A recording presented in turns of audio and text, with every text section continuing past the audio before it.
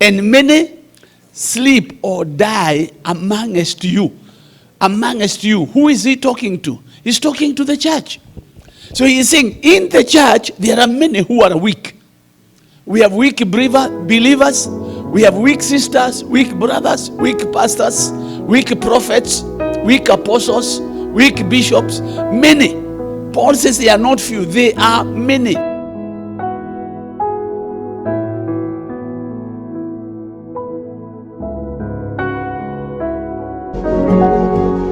You are watching Pacific Waves Television USA, a place of nourishment.